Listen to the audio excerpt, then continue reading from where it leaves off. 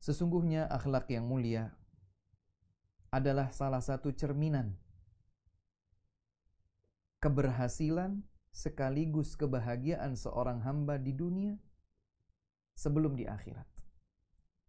Akhlak mulia merupakan salah satu cerminan keberhasilan, kejayaan, kesuksesan sekaligus kebahagiaan seorang hamba di dunia dan di akhirat. Kenapa demikian? Karena akhlak yang mulia adalah jantung dari setiap tuntunan syariat Allah Subhanahu wa taala dalam agama yang mulia ini. Mulai dari bangun tidur sampai tidur kembali.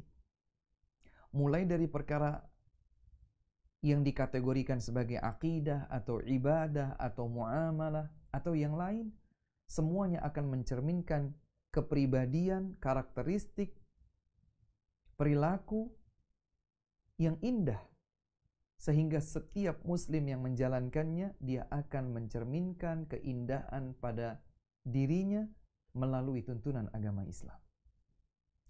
Ada seseorang sahabat yang bertanya kepada Nabi Muhammad sallallahu alaihi wasallam, "Ya Rasulullah, ma aktsaru ma yudkhilun nasal jannah?" Wahai Rasul, apa yang paling banyak memasukkan manusia ke dalam surga? Amal apakah yang paling banyak menyebabkan manusia kelak dimasukkan ke dalam surga? Maka Rasulullah sallallahu alaihi wasallam menjawab, taqwallahi wa husnul khuluq. Yang paling banyak memasukkan hamba ke dalam surga adalah taqwa kepada Allah Subhanahu wa taala dan akhlak yang mulia. Maka jika sesiapapun di antara kita kelak ingin masuk ke dalam surga, diselamatkan oleh Allah Subhanahu wa taala dari neraka, hendaklah ia memperhatikan dua hal ini. Taqwa kepada Allah Subhanahu wa taala dan akhlak yang mulia.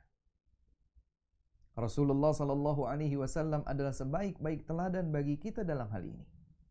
Beliau adalah hamba Allah yang paling bertakwa kepadanya, dan beliau sekaligus juga adalah hamba yang paling berakhlak mulia. Dan karenanya Al-Hafidh Ibnul Qayyim rahimahullahu ta'ala, Imam Ibnul Qayyim berkata dalam kitabnya Al-Fawaid bahwa Nabi sallallahu alaihi wasallam berhasil mengumpulkan pada diri beliau, menggabungkan antara ketakwaan kepada Allah Subhanahu wa taala dan akhlak yang mulia. Dan ketahuilah sesungguhnya takwa kepada Allah menjamin kebaikan hubungan antara diri seorang hamba dengan Allah Subhanahu wa taala. Sementara akhlak yang mulia memperbaiki hubungan antara seorang hamba dengan sesama makhluk Allah.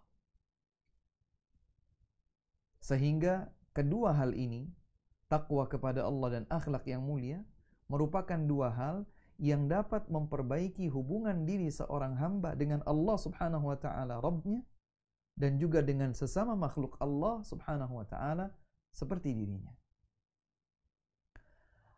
Ada sebuah hadis yang menarik dibawakan oleh sahabat mulia Jabir bin Abdullah Al-Ansari radhiyallahu anhuma, bahwa Rasulullah alaihi salatu wassalam bersabda, "Inna min ahabbikum ilayya wa aqrabikum minni majlisan yaumal qiyamati ahasinakum akhlaqa."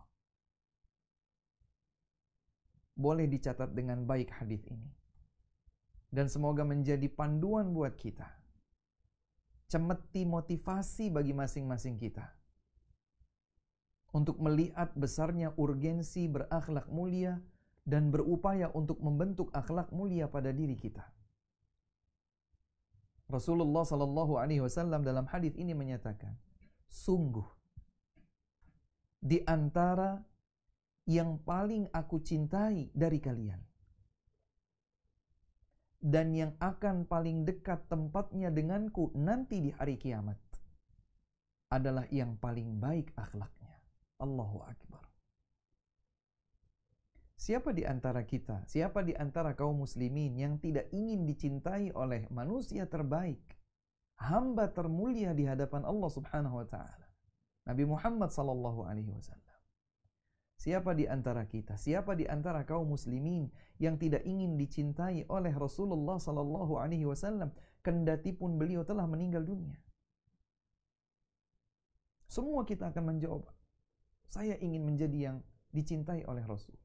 Tapi dalam hadis ini Nabi sallallahu alaihi wasallam menyatakan, yang paling aku cintai, di antara yang paling aku cintai dari kalian wahai umatku, dan yang akan paling dekat tempatnya kelak di hari kiamat, dekat tempatnya denganku nanti di hari kiamat. Di mana tempat Nabi di hari kiamat? Di surga, sudah pasti. Tapi di surga bagian mana Nabi SAW kelak? Dan sudah pasti pula kedudukan beliau di surga yang tertinggi.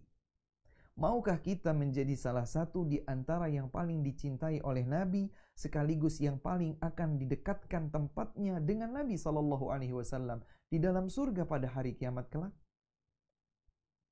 Maka kata beliau, ahasinakum akhlaqa, yang paling baik akhlaknya.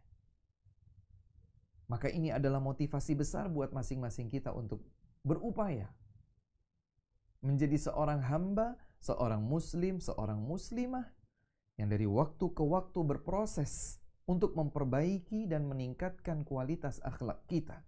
Baik akhlak kita kepada Allah Subhanahu wa taala ataupun akhlak kita kepada semua manusia.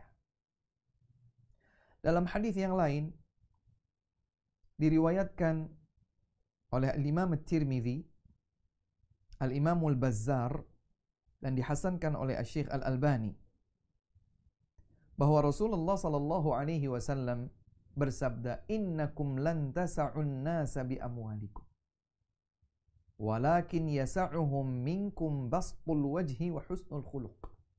Allahu akbar. Diriwayatkan oleh Al-Bazzar hadis ini dan dihasankan atau dihasankan oleh Syekh Al-Albani.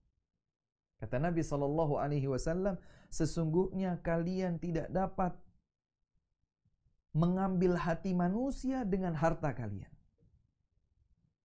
Dan ini benar. Bukan mudah kita menguasai hati manusia dengan cara harta. Kalaupun iya itu terjadi, maka itu bersifat sesaat. Artinya, kalau pemberian harta itu terhenti, maka boleh jadi terhenti pula kecintaan mereka kepada kita. Kata Nabi SAW, kalian tidak dapat menguasai hati manusia dengan harta kalian. Walakin yasa'uhum minkum bastul wajhi wa husnul khuluq. Akan tetapi, yang dapat menguasai mereka atau manusia adalah dengan cara wajah yang berseri di hadapan mereka, serta akhlak yang mulia. Para pemirsa yang dimuliakan Allah Subhanahu wa taala, dengan harta mungkin kita bisa mencari simpatik orang. Tapi bertahan berapa lama? Sementara dengan akhlak yang mulia, yang salah satu di antara akhlak mulia adalah mudah memberi, berbagi, bahagia, baik dengan harta atau yang lain, ini dapat lebih menjamin kelanggengan kecintaan antara kita dengan manusia dan mereka akan mencintai kita. Karena Nabi SAW menyatakan, lan tasa'u an-nasa bi amwalikum. Kalian tidak akan pernah dapat menguasai manusia hanya sekedar dengan harta kalian. Orang banyak memberi, tapi sombong, tapi jahat, suka mengganggu, marah-marah, membentak, mencaci maki. Orang tidak suka. Sebagian orang merasa bahwa dengan banyak memberi, beres. Dia banyak memberi, tapi juga banyak mencaci. Maka orang tidak suka. Dia banyak memberi, tapi suka mengkritisi dengan kritik yang tidak benar. Orang tidak suka. Dia banyak memberi, tapi congkak, angkuh, sombong. Mudah merendahkan orang lain. Maka orang tidak suka. Sehingga sekedar dengan materi harta tidak dapat menjadikan manusia mencintai dirinya. Tapi dengan akhlak yang mulia, dan salah satu di antara akhlak mulia adalah mudah memberi, mudah berbagi, baik dengan harta atau yang lain, itulah yang akan dapat menjadikan manusia terkuasai dengan dengan akhlak mulia. Kita bisa mendapatkan simpatik mereka. Tentu bukan semata-mata kita berakhlak mulia untuk dipuji oleh manusia, bukan. Akan tetapi kita berakhlak mulia karena Allah Subhanahu wa taala, dan efeknya positif. Manusia akan mencintai kita.